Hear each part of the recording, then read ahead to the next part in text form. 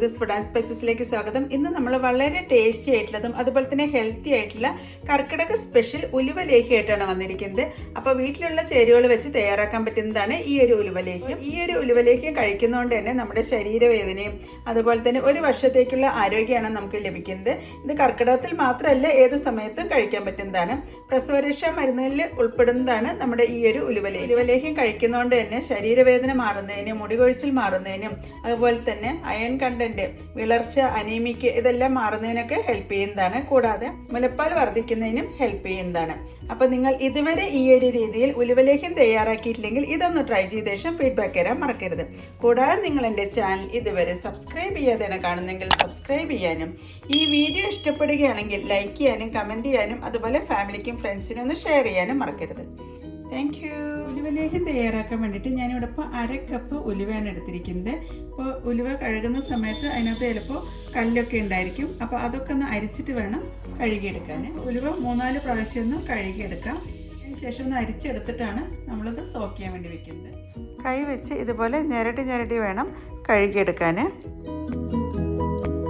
1-2 പ്രാവശ്യം വെള്ളം മാറ്റിയെടുത്തിട്ട് വേണം കഴുകിയെടുക്കാൻ. അങ്ങനെ 3-4 പ്രാവശ്യം കഴുകിയെടുത്ത് സ്ട്രെയിൻ ചെയ്ത് വെച്ചിട്ടുള്ള ഉലുവയാണ് ഒരു പാത്രത്തിലേക്ക് ചേർക്കുന്നത്. കഴുകിയെടുത്ത ഉലുവയിലേക്ക് നമുക്ക് സോക്ക് ചെയ്യാൻ വേണ്ടിയിട്ടുള്ള വെള്ളമാണ് ഇതിലേക്ക് ചേർക്കുന്നത്. ഉലുവയിലേക്ക് ചേർത്തിരിക്കുന്ന വെള്ളം എപ്പോഴും ഉലുവയുടെ മുകളിൽ നിൽക്കണം. കാരണം സോക്ക് ചെയ്ത് കഴിയുമ്പോഴേക്കും ഉലുവ ഒന്നും കൂടി ഒന്ന് വീർത്ത് വരുന്നതാണ്. ഇനി നമുക്ക് ഈ ഉലുവ 8 തൊട്ടിട്ട് 10 മണിക്കൂർ വരെയാണ് സോക്ക് ചെയ്ത് വെക്കേണ്ടത്.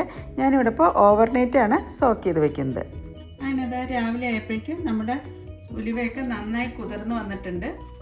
വെള്ളവും ഉലുവയൊക്കെ ഒരേ ലെവലിലായിട്ട് തന്നെ വന്ന് നിന്നിട്ടുണ്ട്.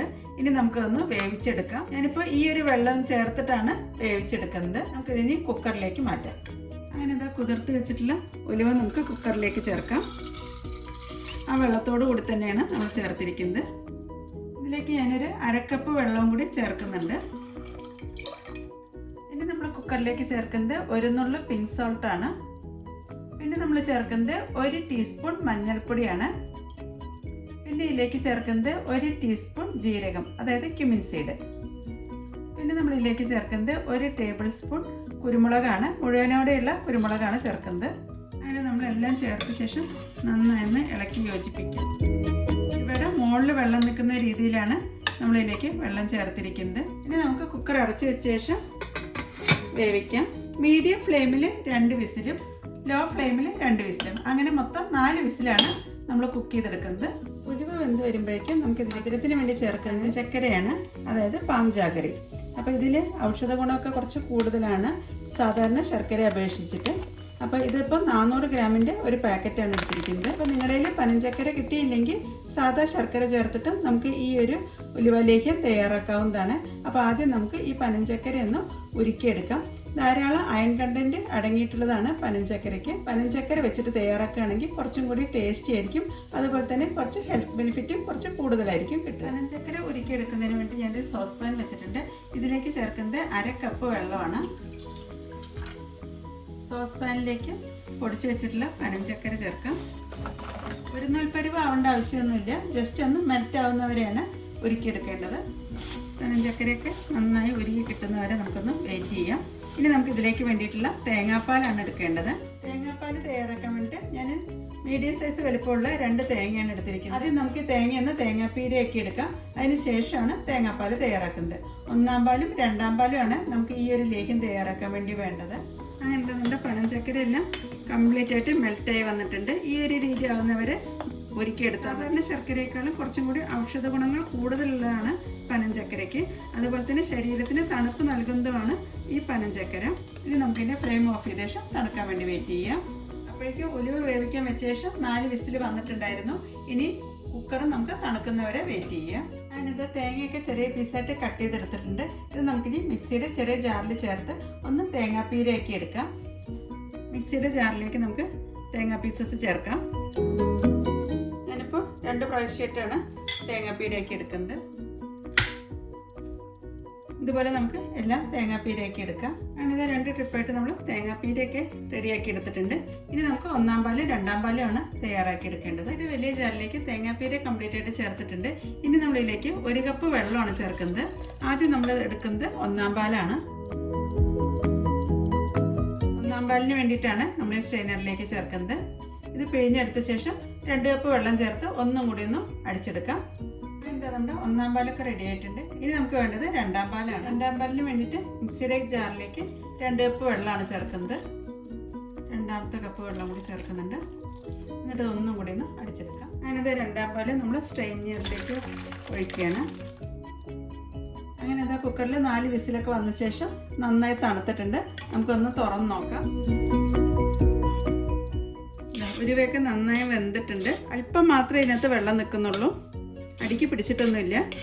ഇനി നമുക്ക് ഇതൊന്ന് മിക്സിയുടെ വലിയ ജാറിൽ ചേർത്തൊന്ന് അരച്ചെടുക്കാം. ചെറിയൊരു ചൂടുണ്ട്, അപ്പോൾ ചൂടാറിയ ശേഷം വേണം നമുക്കൊന്ന് അരച്ചെടുക്കാൻ. ഉലുവ അരച്ചെടുക്കുന്നതിന് വേണ്ടിയിട്ട് മിക്സിയുടെ വലിയ ജാർ എടുത്തിട്ടുണ്ട്. ഇതിലേക്ക് നമുക്ക് കുക്കറിൽ നിന്ന് ഉലുവ ചേർക്കാം. ഞാൻ ഒറ്റ ട്രിപ്പ് തന്നെയാണ് അരച്ചെടുക്കുന്നത്. അങ്ങനെ വേവിച്ച് വെച്ചിട്ടുള്ള ഉലുവ കംപ്ലീറ്റ് നമ്മൾ മിക്സിയുടെ ജാറിലേക്ക് ചേർത്തിട്ടുണ്ട്. ഇനി നമ്മൾ ഇതിലേക്ക് ചേർക്കുന്നത് കരിപ്പെട്ടിയാണ്. കരിപ്പെട്ടി ഒന്ന് അരിച്ച ശേഷം വേണം ചേർക്കാൻ. പകുതി കരിപ്പെട്ടി ഉരുക്കിയത് നമ്മൾ ചേർത്തിട്ടുണ്ട്. ആദ്യം ഒന്ന് അരച്ചെടുക്കാം. അതിനുശേഷം ബാക്കി കരിപ്പെട്ടി കൂടി ചേർത്തിട്ട് ഒന്നും കൂടി ഒന്ന് അരച്ചെടുക്കാം. ഞാനിത് പകുതി കരിപ്പെട്ടി ചേർത്ത് അരച്ചെടുത്തിട്ടുള്ളതാണ്. ഇതിലേക്ക് ബാക്കിയും കൂടി ചേർത്ത് ഒന്നും കൂടി ഒന്ന് അരച്ചെടുക്കാം. നമ്മളിതിലേക്ക് ബാലൻസ് കരിപ്പെട്ടിയും കൂടി ചേർക്കുന്നുണ്ട്. അപ്പോൾ ഇത്രയും കരിപ്പെട്ടി ചേർത്താലാണ് നമ്മുടെ ഉലുവലേഹ്യത്തിന് ആവശ്യത്തിന് മധുരം കിട്ടുകയുള്ളൂ. കാരണം ഉലുവയ്ക്ക് നല്ല കയ്പുള്ളതാണ്. അങ്ങനെ നമ്മൾ ശർക്കരപ്പാനി കംപ്ലീറ്റ് ഒഴിച്ച ശേഷം അടിച്ചെടുത്തിട്ടുള്ളതാണ്. ഈ ഒരു രീതിയിലായിട്ട് അരഞ്ഞു കിട്ടിയിട്ടുണ്ട്. ഇനി നമുക്കതൊന്ന് ലേഹ്യമാക്കി എടുക്കാം. ഉലുവ ലേഹ്യം തയ്യാറാക്കാൻ വേണ്ടി ഞാൻ ഉരുളിയാണ് എടുത്തിരിക്കുന്നത്. അപ്പോൾ ഉരുളിയിലോ അതുപോലെ തന്നെ അടികട്ടിയുള്ള പാത്രത്തിലോ വേണം നമുക്ക് ഈ ഒരു ലേഹ്യമൊക്കെ തയ്യാറാക്കി എടുക്കാൻ. ഒരിക്കലും നോൺ സ്റ്റിക്ക് പാനൊന്നും യൂസ് ചെയ്യരുത്. കാരണം അതിലെ കോട്ടിംഗ് ഒക്കെ പെട്ടെന്ന് ഇളകി പോകാനുള്ള ഒരു ചാൻസ് ഉണ്ട്. ഇനി നമ്മൾ ഹൈ ഫ്ലെയിമിലാണ് ഈ ഒരു ലേഹ്യം തയ്യാറാക്കി എടുക്കുന്നത്. ആദ്യം നമുക്ക് ഇതിലേക്ക് നെയ്യാണ് ചേർക്കുന്നത്. ഒരു 2.5 ടേബിൾ സ്പൂൺ നെയ്യ് നമുക്ക് ഇതിലേക്ക് ചേർക്കാം. 2 ടേബിൾ സ്പൂൺ, ഇനി ഒരു 1/2 ടേബിൾ സ്പൂൺ. അങ്ങനെ മൊത്തം 2.5 ടേബിൾ സ്പൂണിലാണ് നമ്മുടെ ഈ ഒരു ഉലുവ ലേഹ്യം തയ്യാറാക്കി എടുക്കുന്നത്. അങ്ങനെ അത് നെയ്യൊക്കെ നന്നായി ചൂടായി വന്നിട്ടുണ്ട്. ഇനി നമുക്ക് ഇതിലേക്ക് അരച്ചു വെച്ചിട്ടുള്ള ഉലുവയാണ് ചേർക്കുന്നത്. ഹൈ ഫ്ലെയിമിലാണ് നമ്മളത് വരട്ടിയെടുക്കുന്നത്. കൈവിടാതെ ഇളക്കിക്കൊണ്ട് വേണം വരട്ടിയെടുക്കാൻ. ശർക്കരപ്പാനി ചേർത്തിട്ടുള്ള ഉലുവ നന്നായി ഒന്ന് വറ്റി വരുന്ന സമയത്താണ് നമ്മളിതിലേക്ക് രണ്ടാം പാല് ചേർക്കുന്നത്.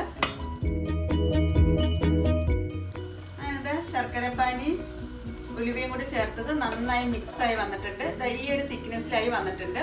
ഇനി നമുക്ക് ഇതിലേക്ക് ചേർക്കേണ്ടത് രണ്ടാം പാലാണ്. ഇത് നമുക്ക് ഇതിലേക്ക് ചേർക്കാം. അപ്പോൾ ഒന്നും കൂടി ഒന്ന് ലൂസായി വരുന്നത് കാണാം. പെട്ടെന്ന് തന്നെ രണ്ടാം പാലുമായിട്ട് ചേരുന്നതാണ്. നമ്മുടെ ഈ ലേഹ്യം ഉണ്ടാക്കുന്ന ഈ പ്രോസസ്സ് കംപ്ലീറ്റ് കൈവിടാതെ തന്നെയാണ് ഇളക്കിക്കൊണ്ടിരിക്കേണ്ടത്. അതുപോലെ തന്നെ ഹൈ ഫ്ലെയിമിലാണ് നമ്മൾ ഈ ഒരു പ്രോസസ്സ് ചെയ്തുകൊണ്ടിരിക്കുന്നത്. അങ്ങനെ രണ്ടാം പാലും ശർക്കരപ്പാനിയും അതുപോലെ തന്നെ ഉലുവയായിട്ട് നന്നായി മിക്സായി വന്നിട്ടുണ്ട്. ഇനി ഇതൊന്ന് വറ്റി വരുന്ന സമയത്താണ് നമ്മൾ ഇനി ഇതിലേക്ക് ഒന്നാം പാല് ചേർക്കേണ്ടത്. അപ്പോൾ അതുവരെ ഹൈ ഫ്ലെയിമിൽ തന്നെ ഇളക്കിക്കൊണ്ടിരിക്കാം. ഇതിൽ ഇനി കൂടുതലായിട്ട് നെയ്യൊന്നും ചേർക്കേണ്ട ആവശ്യമില്ല. നമ്മൾ ചേർത്തിട്ടുള്ള 2.5 ടേബിൾ സ്പൂൺ നെയ്യ് തന്നെ മതി. പിന്നെ തേങ്ങാപ്പാലിലെ ആ എണ്ണയിൽ കിടന്നാണ് നമ്മുടെ ഈ ലേഹ്യം വരണ്ട് വരുന്നത്. അങ്ങനെ നമ്മൾ രണ്ടാം പാലും ചേർത്ത ശേഷം നന്നായി വരണ്ട് വന്നിട്ടുണ്ട്. ഈ ഒരു സമയത്ത് നമുക്ക് ഇനി ഇതിലേക്ക് ചേർക്കേണ്ടത് ഒന്നാം പാലാണ്. നേരത്തെ എടുത്തു വെച്ചിട്ടുള്ള ഒന്നാം പാൽ നമുക്ക് ഇതിലേക്ക് ചേർക്കാം. ഇതിപ്പോൾ 1 കപ്പാണ് ഒന്നാം പാൽ എടുത്തിരിക്കുന്നത്. അങ്ങനെ ഒന്നാം പാലും ചേർത്ത ശേഷം നന്നായി ഒന്ന് മിക്സ് ചെയ്തെടുക്കാം. പെട്ടെന്ന് തന്നെ മിക്സായി കിട്ടുന്നതാണ്.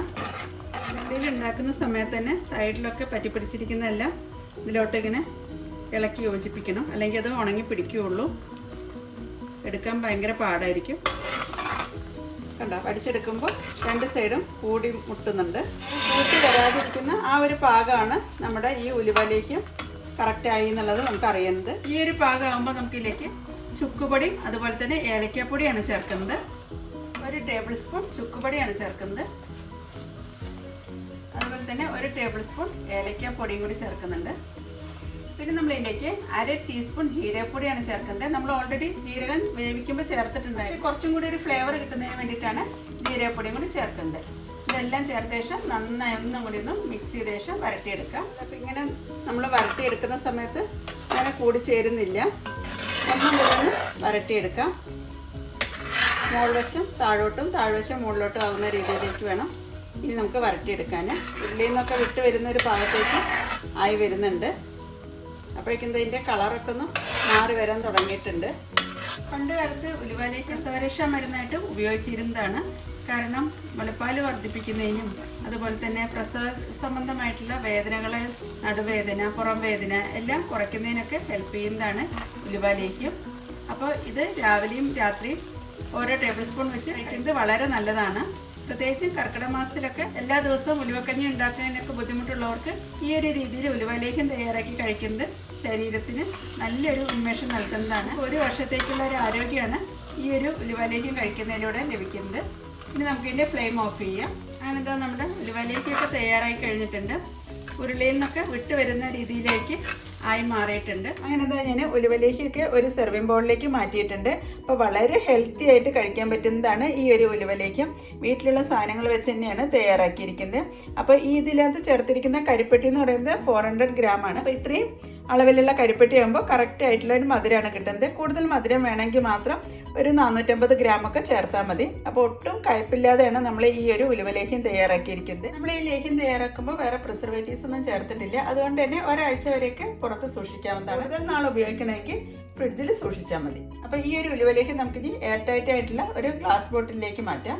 അപ്പോൾ നിങ്ങൾ ഇതുവരെ ഈ ഒരു രീതിയിൽ ട്രൈ ചെയ്തിട്ടില്ലെങ്കിൽ ഇതൊന്ന് ട്രൈ ചെയ്ത ശേഷം ഫീഡ്ബാക്ക് തരാൻ മറക്കരുത്. Thank you.